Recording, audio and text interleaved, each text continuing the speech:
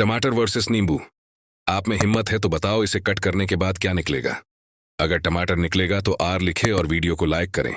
अगर नींबू निकलेगा तो एन लिखें और चैनल को सब्सक्राइब करें। चलो तो देखते हैं दोस्तों क्या निकलने वाला है, किसका जवाब सही जाता है। लेकिन ये जानने से पहले बड़े बड़े सुपरस्टार को तो सब लाइक करते हैं। देखते हैं आज माँ को कौन कौन लाइक करके कमेंट में आई। लव यू मॉम लिखता है और चैनल को सब्सक्राइब करता है। अगर आप डिसलाइक करोगे तो मैं समझूंगा आप अपनी माँ से प्यार नहीं करते। अरे आर वालों का जवाब सही निकला, ये तो एक टमाटर है।